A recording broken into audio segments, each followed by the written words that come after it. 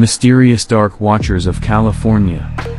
The Santa Lucia Mountain Range, meandering along the coast of California from Monterey County all the way up into central San Luis Obispo County, is the Santa Lucia Mountain Range, a rugged expanse of peaks and wilderness that is imposing enough to have posed a hurdle to early Spanish explorers making their way to the California coast.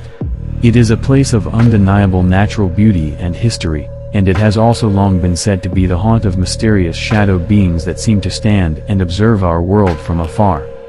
What have come to be known as the Dark Watchers are typically said to be very tall humanoid entities ranging in height from 7 feet tall all the way up to around 15 feet tall, dressed all in black and wearing flowing cloaks and wide-brimmed hats, with many sightings also mentioning some sort of staves or sticks in the beings' hands.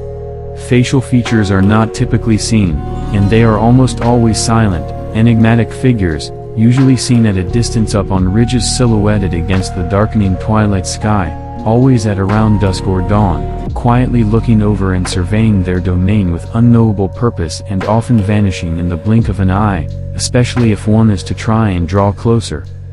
Such bizarre entities have been reported for centuries, with the accounts supposedly traced back to at least the Chumash tribe of the central coast of California and the Channel Islands, who apparently had a rich tradition of lore on these enigmatic beings and called them the Old Ones.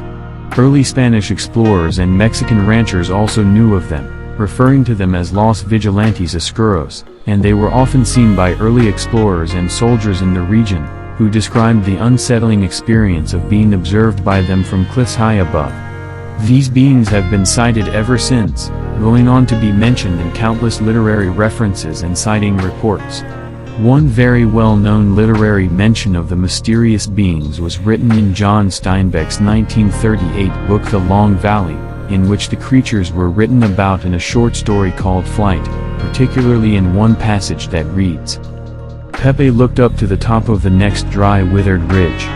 He saw a dark form against the sky, a man's figure standing on top of a rock, and he glanced away quickly, not to appear curious. A moment later, he looked up again and the figure was gone. His eyes looked suspiciously back every minute or so, and their eyes sought the tops of the ridges ahead. Once, on a white barren spur, he saw a black figure for a moment, but he looked quickly away, for it was one of the Dark Watchers. No one knew who the Watchers were, nor where they lived, but it was better to ignore them and never to show interest in them. They did not bother the one who stayed on the trail and minded his own business." This is undeniably based on the pervasive lore of these entities, and other writers at around the same time made mention of the Dark Watchers, including notably the poet Robinson Jeffers, in his poem Such Counsels You Gave to Me and other poems, in which he calls them forms that look human, but certainly are not human, and says of them, he suspected it was one of the Watchers, who are frequently seen along this stretch of coast in forms that appear human to human eyes but are not. They come from behind ridges to watch. But when he approached it, he recognized the shabby clothes and pale hair and even the averted forehead and concave line from the eye to the jaw, so he was not surprised when the figure turned toward him in the quiet twilight and showed his own face. Then it melted and merged into the shadows beyond it. These literary accounts draw from the same local traditions that have gone back centuries and continue on to this day. In the mid-1960s, there was an alleged sighting of the Dark Watchers made by a high school teacher who was out hiking in the range on the Monterey Peninsula. As he walked along, he claimed that he had seen a tall, dark figure looming up upon a ridge, which seemed to be in the process of merely standing and contemplating the scenery. The hiker called out to the mysterious figure, and at that instance, the entity simply dissolved from sight, as if it had never been there at all. There have been numerous supposed sightings of these strange entities since, right up into very recent years.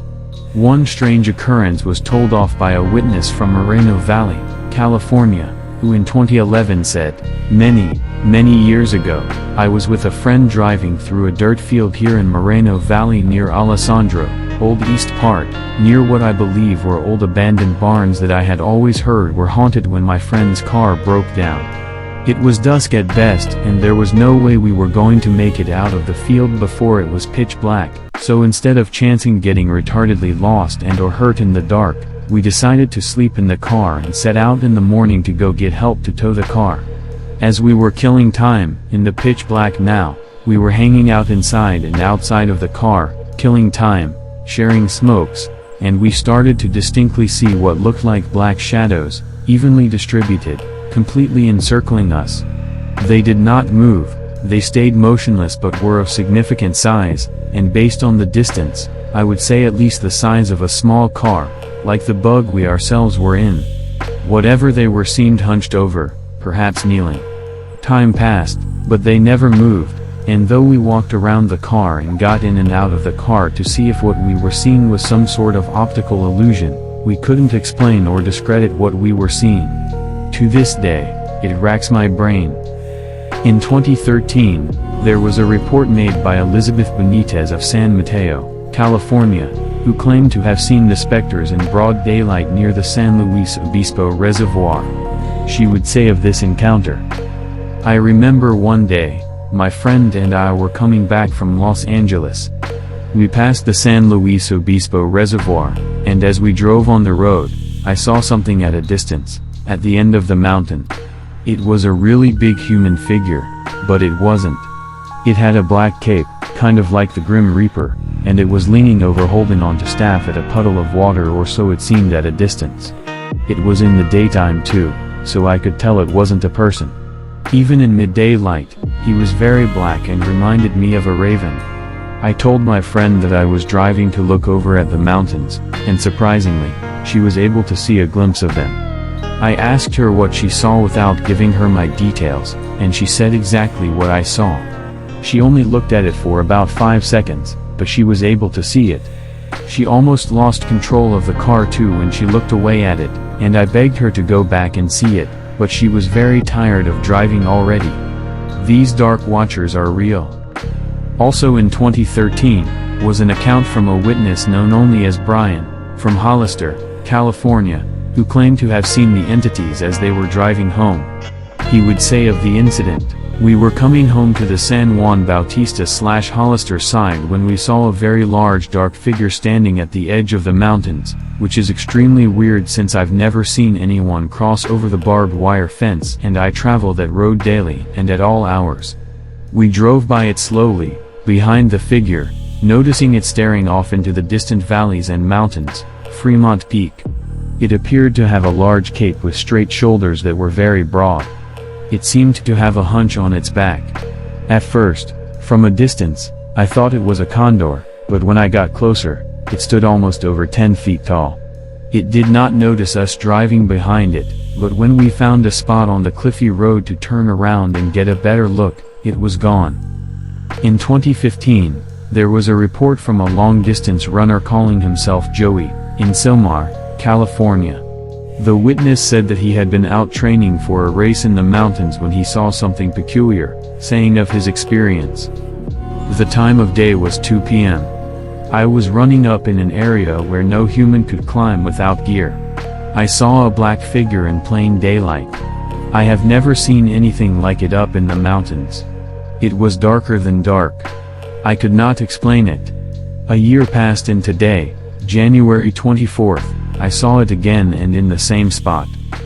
There have been many other reports as well. As recently as 2018, there was a report from a witness from Ojai, California, who was out hiking in the mountains when he came across something very bizarre indeed.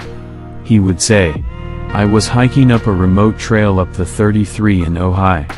I was about an hour up the mountain, no people, no cars in sight. As I was hiking, I had this eerie feeling that I was being watched.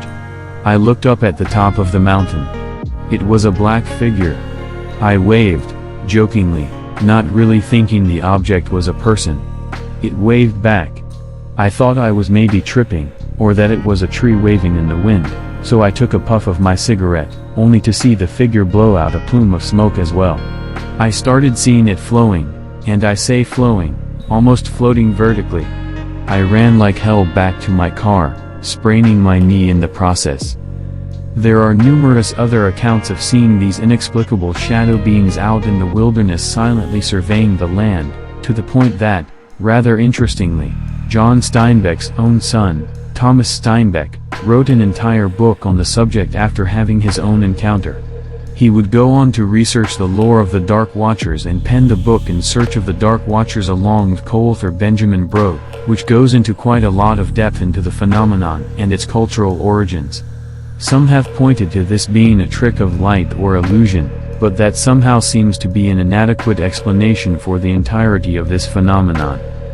This appears to be a phenomenon with no clear explanations, and the enigmatic tall beings dressed in darkness who appear at twilight on the cliffs and ridges of these mountains remain a perplexing mystery. Are these just illusions or hallucinations? If so, why should they be confined to this one mountain range? There is also the idea that this may be due to the presence of infrasound signals in the area, which can be caused by natural processes such as the wind along the rocks and can have strange effects on the human psyche. But again, why should the Dark Watchers legend take root here of all places if that is the case, and why would the reports be so consistent in the appearance and behavior of the entities? Could this be something else? Are these some sort of supernatural, or even interdimensional, entities here on some unknown mission? It is impossible to tell, and the Dark Watchers of California remain a compelling mystery that really captures the imagination.